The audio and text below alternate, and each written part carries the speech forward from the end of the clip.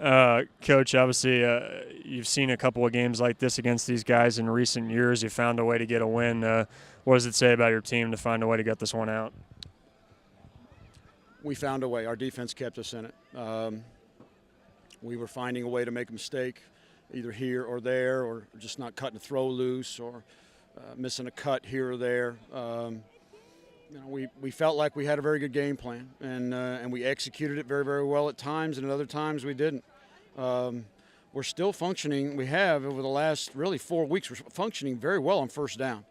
And as a play caller and just as an offense, it should make things a lot easier, and it's not. Right now, if you ask me how I felt about all this, I'd probably say something along the lines like a proud father of an ugly baby. It's a win. That's all that matters. It's a win. 2 years from now, nobody will care. Did you win or did you lose? And that's regardless if you run out there and you score 50 points and you hold people. Our kids needed to overcome something. This was about playing together, and our defense made a way for us. If I'm not mistaken, 5 turnovers, I believe, 5 turnovers. I'm cutting them short 6 turnovers. And then 2 opportunities we had, we turned the football over ourselves deep in their territory. If this and if that and all that kind of good stuff, you never know through the course of a game.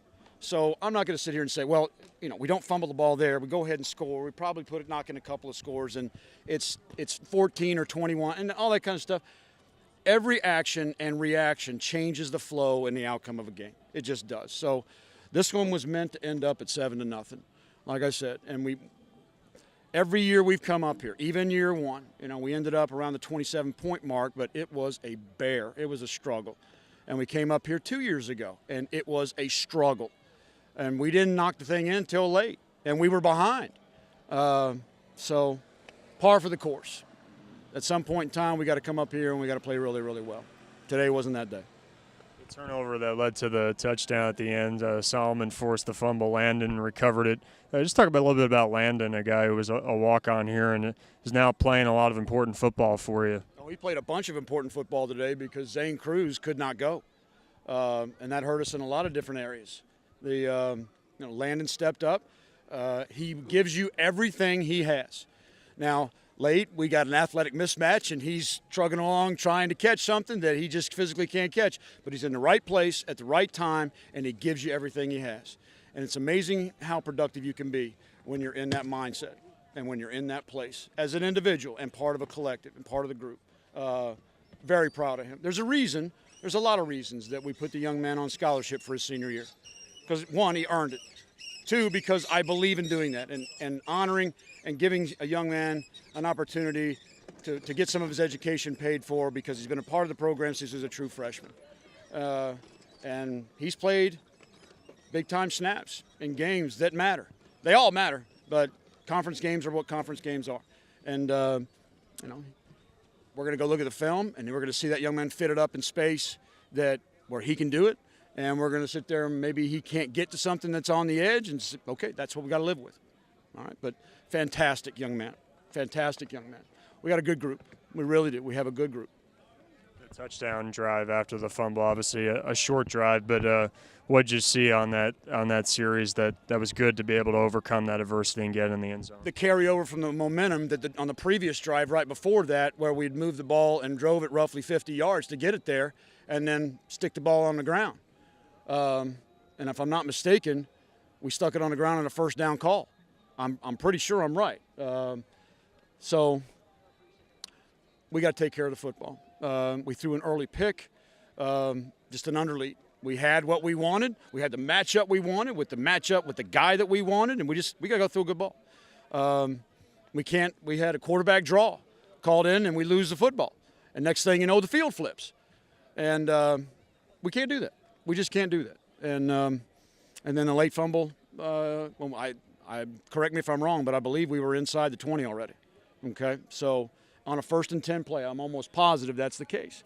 So at the very least, you have an opportunity at points. We have to clean up things. We do, offensively. And I don't want to sound like a broken record, but we have to clean up things. And it's a work in progress. Taz Lindsay played pretty daggone well today. Our receiving corps played really well today. They didn't get the ball in their hands. We had plenty of opportunities. It's not as though we weren't throwing it around a little bit. We got to take advantage of it. We've got to get the ball in those kids' hands. But we got to be who we are. And that encompasses everybody.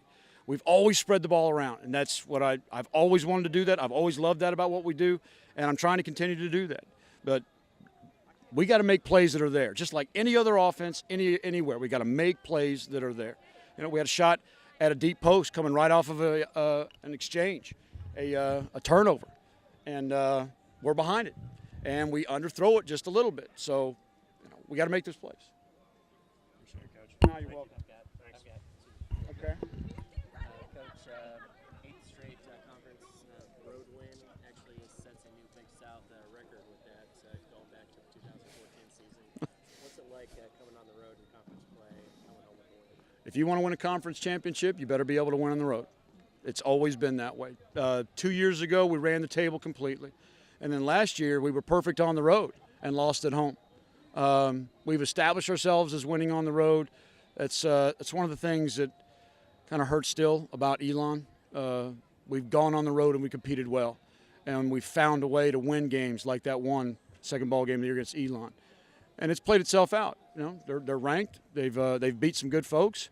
We were playing a much improved Elon team from last year in comparison to last year. We still had our opportunity to win the football game. So we're growing up. And then the switch to London in the second half. Offense really got going there in the fourth quarter. Just talk about London and what he brought to the team there in the last 15 minutes. Speed and fearlessness. Okay. Shane has got to, but I've got to get Shane back to that place of confidence. We can't be afraid to pull the trigger. We just can't. And I got to find a way. I'm his position coach. I've always been his position coach, not just his head coach. But I got to find a way to build him up. And we've already started that process last week, and it's got to continue because we have to throw the ball well. We have to.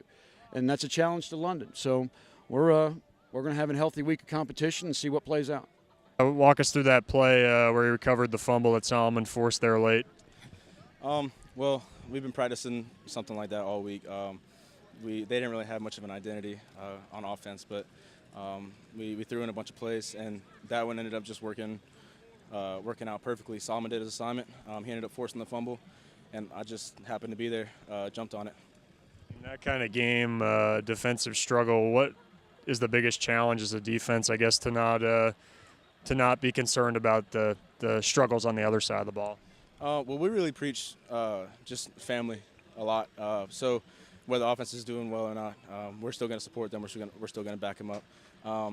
And so, we're a family. So we get behind offense. Offense gets behind us. There's times where there's some disappointment, but it's not so much to where we're stressing about it because we know that if need be, we can help defend the game. How about just the belief factor defensively? I guess kind of similar, but just how much confidence do you guys have that you're going to find a way to make a play to change the game? Oh, we have a ton of confidence, mainly because most of our defense is returning guys. So, a lot of the guys on this defense have been here for 3-4 years. So there's a lot of talent. There's a lot of experience. So this isn't a game that we're not used to. PC is usually a hard-fought game, but like I said, we preach family a lot. So it's trusting your brothers, trusting yourself, trusting the process of what you've gone through all practice. Talking to Landon about that play, Solomon forced the fumble. He recovered it. You guys forced 4 turnovers and really obviously had to kind of put this game on your backs. What were you guys able to do so effectively as a defense? We just play hard, swarm to the ball. When you run to the ball, a lot of stuff happens. I'm a walking testimony. I got 2 picks off of it, running to the ball. And run to the ball, play physical, and hit everybody, basically. How much confidence do you guys have as a defense, having been through games like this in the past, that you're going to figure out a way to get the win?